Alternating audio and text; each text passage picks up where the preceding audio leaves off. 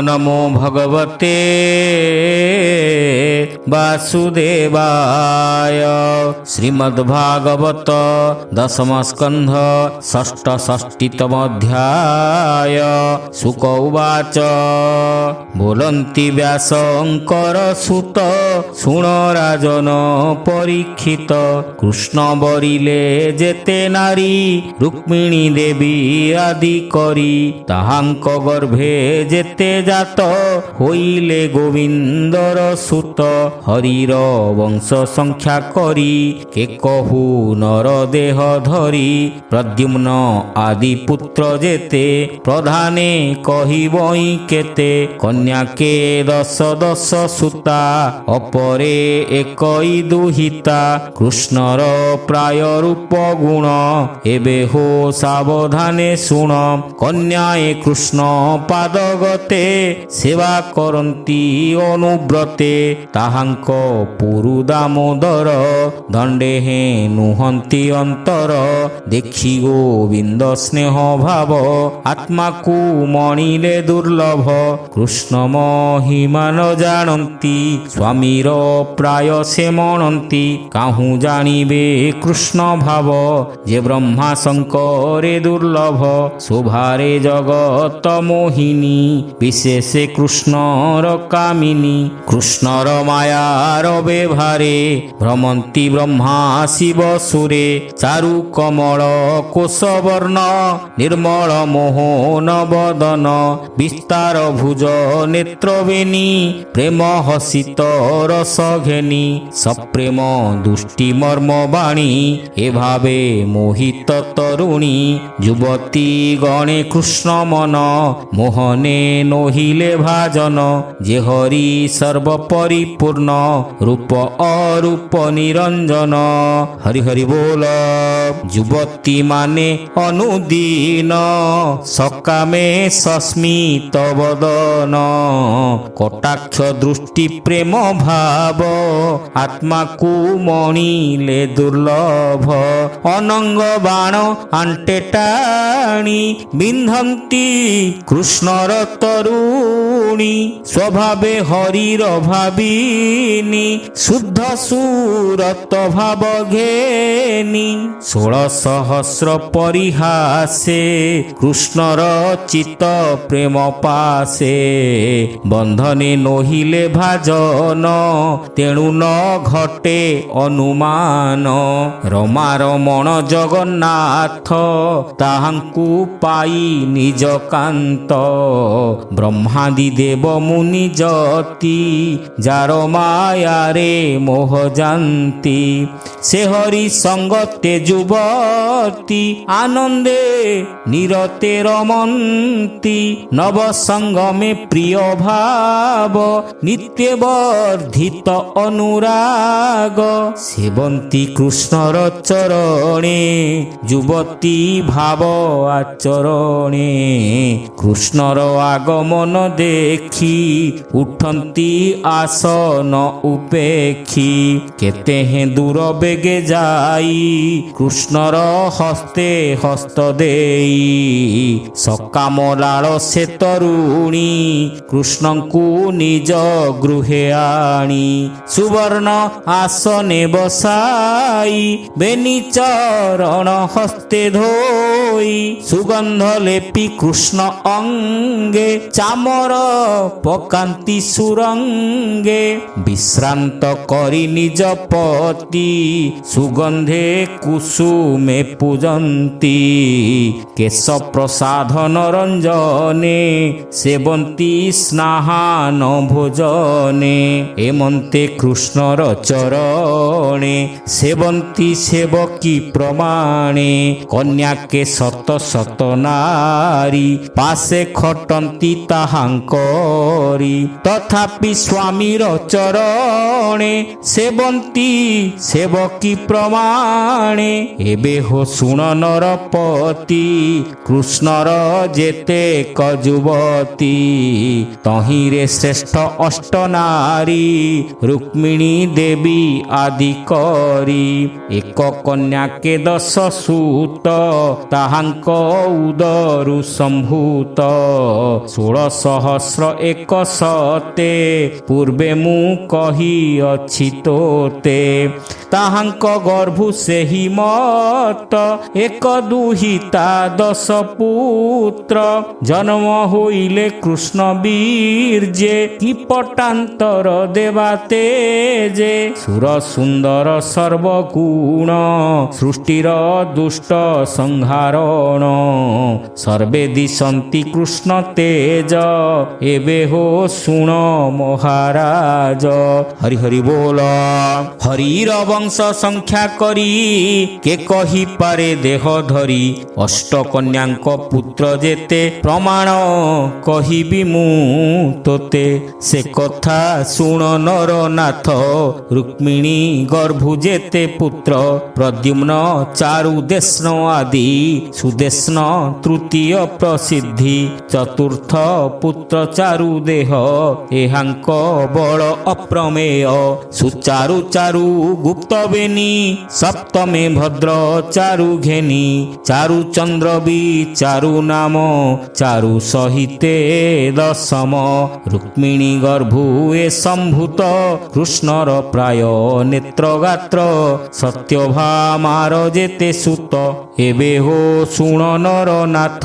ପ୍ରଥମେ ଭାନୁ ଯେ ସୁଭାନୁ ତୃତୀୟ ସ୍ୱଭାନୁ ପ୍ରଭାନୁ। ଭାନୁମାନ ଯେ ଚନ୍ଦ୍ରଭାନୁ ବୃହଦ ଭାନୁ ଯେ ଅତି ଭାନୁ। ଶ୍ରୀଭାନୁ ପ୍ରତି ଭାନୁ ଶେଷ ଏ ସତ୍ୟଭାମା ପୁତ୍ର 10। ରକ୍ଷନନ୍ଦିନୀ ଜାମ୍ବବତୀ ଶୁଣତୁ ତାହାର ସନ୍ତତି। ଶାମ୍ବ ସୁମିତ୍ର ପୁରୁଜିତ ସହସ୍ରଜିତ ଶତଜିତ। ବିଜୟ ପୁଣି ଚିତ୍ରକେତୁ ଦ୍ରବିଡ଼ ବସୁମାନ କ୍ରତୁ। ସତ୍ୟାର ପୁତ୍ର ଶୁଣ ଏବେ ତୋତେ କହିବି ପ୍ରିୟ ଭାବେ। ବୀରଚନ୍ଦ୍ର ଯେ ଅଶ୍ୱସେନ ଚିତ୍ରଗୁ ବୃକ୍ଷ ଅନୁଭବ। ଶ୍ରୀମାନ ଶଙ୍କୁ ବସୁ ଆମ କୁନ୍ତି ସହିତେ ଦଶମ। ସାଧୁ ସୁନ୍ଦର ଶ୍ରୁତ କବି ତୃତୀୟ ବୃକ୍ଷ ଅନୁଭବୀ। ବୀର ସୁବାହୁ ଭଦ୍ର ଏକ ଶାନ୍ତି ଅଷ୍ଟମ ଯେ ସୋମକ। ଦରସ ପୂର୍ଣ୍ଣ ମାସ ଶେଷ କାଳିନ୍ଦୀ ପୁତ୍ର ଏ ଯେ ଦିଶ। ପ୍ରଦୋଷ ଗାତ୍ର ବାନ ବଳ ସିଂହ ଊର୍ଧ୍ୱଗ ଯେ ପ୍ରବଳ। ମହାଶକ୍ତି ଯେ ସହ ଓଜ ଅପରାଜିତ ଯେ ଆତ୍ମଜ। ଲକ୍ଷଣା 10 ପୁତ୍ର ଏହି ଶୁଣ ରାଜନ ମନ ଦେଇ। ଏହାଙ୍କ ମହିମା ଏମନ୍ତ ଶୁଣତୁ ମିତ୍ର ବିନ୍ଦାସୁତ। ବୃକ ହର୍ଷ ଅନିଳ ଗୁଧ୍ର ବର୍ଦ୍ଧନ ଆବର ଅନ୍ନାଦ। ମହାସ ପାବନ ଯେ ବହ୍ନି କ୍ଷୁଧି ସହିତେ 10 ଘେନି। ଏ ସର୍ବେ ମିତ୍ର ବିନ୍ଦାସୁତ ଏବେ ହୋ ଶୁଣ ଭଦ୍ରାସୁତ। ସଂଗ୍ରାମ ଜିତ ବୃହତ୍ସେନ ଶୁଭ ସତ୍ୟକ ପ୍ରହରଣ। ଜୟ ସୁଭଦ୍ର ଅରିଜିତ ବାମ ଆୟୁ ଏ 10 ସୁତ। ଏମନ୍ତେ ଅଷ୍ଟପାଟ ରାଣୀ 16 ସହସ୍ର ମଧ୍ୟେ ଗଣି। ଦୀପ୍ତିମାନ ଯେ ତାମ୍ର ତପ୍ତ ରୋହିଣୀ ଗର୍ଭେ କୃଷ୍ଣ ସୁତ। ଏମନ୍ତେ କୃଷ୍ଣ ପତ୍ନୀ ଯେତେ ପୁତ୍ର ପୁତ୍ରୀ ଯେ ଅପ୍ରମିତେ। ଅନଙ୍ଗ ଅନୁରୂପେ ଜାତ ପ୍ରଦ୍ୟୁମ୍ନ ରୁକ୍ମିଣୀର ସୁତ। ରୁକ୍ମୀ କୁମାରୀ ରୁକ୍ମବତୀ ସାଧ୍ୱୀ ଲକ୍ଷଣା ଶୁଦ୍ଧମତୀ। ତାହାକୁ ସ୍ୱୟଂବର ମଧ୍ୟେ ପ୍ରଦ୍ୟୁମ୍ନ ହରିଲା ବିବାଦେ। ରାଜାଙ୍କ ବଳ ଦର୍ପ ହରି କନ୍ୟା ପ୍ରଦ୍ୟୁମ୍ନେ ବିଭା କରି। ସେ କନ୍ୟା ଗର୍ଭେ ପୁତ୍ର ଜାତ ଯା ନାମ ଅନିରୁଦ୍ଧ ଖ୍ୟାତ। ହେମନ୍ତ ପରୀକ୍ଷିତ ଶୁଣି ଆନନ୍ଦ ମନେ ପରିମାଣି। ବୋଲଇ ମଧୁର ବଚନ ଶୁଣ ହେ ବ୍ୟାସଙ୍କ ନନ୍ଦନ। ଏ ବଡ଼ କୌତୁକ ବାଣୀ ସନ୍ଦେହ ଲାଗିଲା ତ ଶୁଣି। ହରି ହରି ବୋଲ। ରୁକ୍ମୀ ଯେ କୃଷ୍ଣର ବୈରୀ ସଂଗ୍ରାମ କାଳେ ଅଛି ହାରି। କେମନ୍ତେ ରିପୁ ସୁତେ ବରି ବିବାହ ଦେଲା ତା କୁମାରୀ।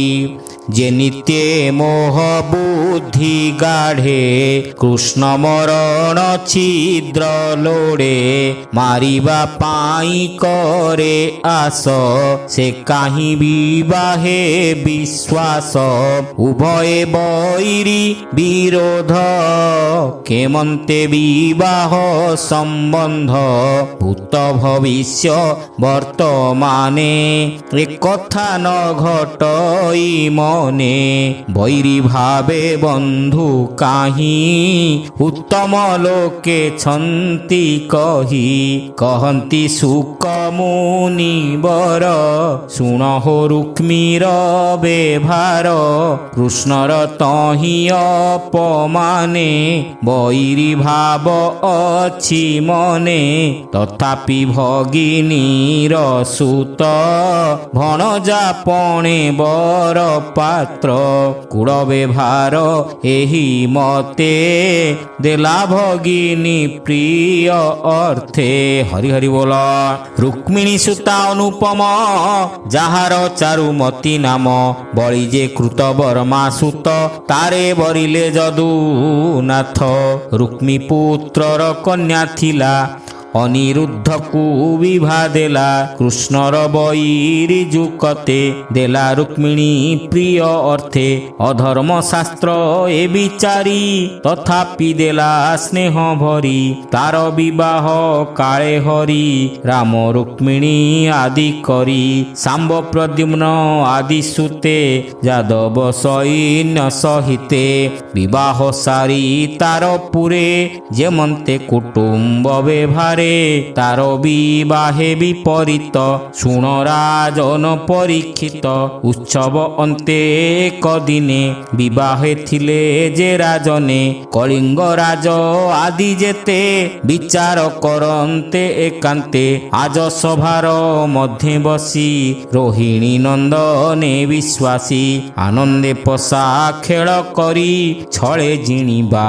ହଳଧାରୀ ଖେଳ ନ ଜାଣେ ବଳରାମ ଜିଣିବା ଗଜ ଧନ ଗ୍ରାମ ରୁକ୍ମୀର ସଙ୍ଗେ ଖେଳାଇବା ଆମ୍ଭେ ନିକଟେ ବସିଥିବା ଏତେ ବିଚାରି ଖେଳ କଲେ କପଟେ ରାମଙ୍କୁ ଆଣିଲେ ସଭାର ମଧ୍ୟେ ଖେଳ କରି ସୁଖେ ଖେଳନ୍ତି ହଳଧାରୀ ପ୍ରଥମେ ଲକ୍ଷ ପ୍ଲକ୍ଷ ପଣ ଯେମନ୍ତେ ଖେଳର ଭିଆଣ ରାମ ପାତିଲେ ପଶାଦନ ଜିଣିଲା ଭୀଷ୍ମ କନନ୍ଦନ ପାଶେ ଯେ ଥିଲା ଦନ୍ତ ବକ୍ର ସ୍ୱଭାବେ କରି ଅଛି ଚକ୍ର ହସିଲା ରାମ ମୁଖ ଚାହିଁ ବିକଟ ଦର୍ଶନ ଦେଖାଇ ଖେଳର ସ୍ୱଭାବ ଏମନ୍ତ କୋପ ନ କଲେ ହଳ ହସ୍ତ ଲକ୍ଷ୍ୟକୁ 10 ଗୁଣ କରି ହୁଡ଼ ଧରିଲେ ହଳଧାରୀ ସେବେଳେ ହଳଧର ଜିଣି ରୁକ୍ମୀ ବୋଇଲା ଏହୁ ବାଣୀ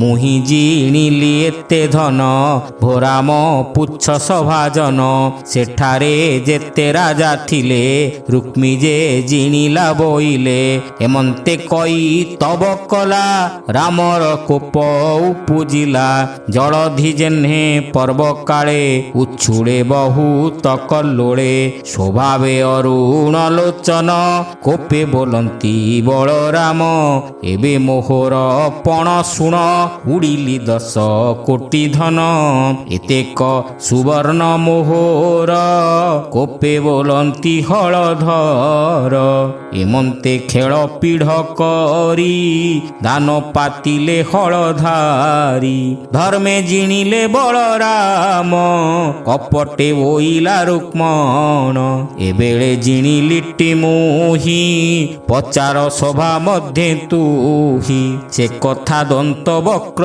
ଶୁଣି ବୋଇଲା ମୁହିଁ ଅଛି ଜାଣି ଏବେଳେ ଜିଣିଲା ରୁକ୍ମଣ ସୁବର୍ଣ୍ଣ ଯେତେ ପିଢ଼ ପୁଣ ରୋହିଣୀ ସୁତ ତାହା ଶୁଣି ବୋଇଲା ମୁହିଁ ଅଛି ଜାଣି ସେ କାଳେ ଅନ୍ତରିକ୍ଷ ବାଣୀ ଶୁଭିଲା ରାମ ଏହା ଜିଣି କପଟ କରଇ ରୁକ୍ମଣ ଏମନ୍ତ ଆକାଶ ବଚନ ଧର୍ମ ବଚନ ନିନ୍ଦା କରି ରୁକ୍ମୀ ବୋଇଲା କୋପ ଭରି ହେମନ୍ତ ଶୁଣିଲା ତ ନାହିଁ, ଜିଣିଲି ସଭା ମଧ୍ୟେ ମୁହିଁ। ଦୁଷ୍ଟ ରାଜନ ତାହା ଶୁଣି, ବୋଲନ୍ତି ଏହୁ ଅଛି ଜିଣି। ଶୁଣି ରୁକ୍ମଣ କଲା ହାସ, ଯେଣୁ ଆବୃତ କାଳ ପାଶ। ବୋଲଇ ପରୁଷ ବଚନ, ତୁମ୍ଭେ ଯେ ଅଟ ଜାତିହୀନ। ତୁମ୍ଭେ ଜାଣିବ ଖେଳ କାହିଁ, ବନେ ଗୋପାଳ ମେଳେ ଥାଇ। ସ୍ୱଭାବେ ତୁମ୍ଭେ ବନ୍ୟ ଲୋକ, ନ ଜାଣ ପୋଷା କୌତୁକ। ଗୋରୁ ଚରାଇ ଗଲା ଦିନ, ତୁମ୍ଭର ଏଣେ କାହିଁ ଜ୍ଞାନ। ଖେଳ ଜାଣନ୍ତି ରାଜସୂତେ, ସଂଗ୍ରାମେ ଜୟ ଏହୁ ମତେ। ପୋଷା ଦେଖିଲା ତୁମ୍ଭ ନାହିଁ, ରୁକ୍ମୀ ବୋଇଲା ରାମେ ଚାହିଁ। ଏମନ୍ତେ ରୁକ୍ମୀର ବଚନ, ଶୁଣି ହସିଲେ ସଭାଜନ। ରାମ କୋପିଲେ ତାହା ଶୁଣି, ପରିଘ ଶସ୍ତ୍ର କରେ ଘେନି। ରୁକ୍ମୀର ମୁଣ୍ଡେ ଘୋର ନାଦେ, ପ୍ରହାର କଲେ ସଭା ମଧ୍ୟେ। ତଳେ ଯେ ଥିଲା ପୋଷା କାଠି, ବାଜି ଝଡ଼ିଲା ଦନ୍ତ ପାଟି।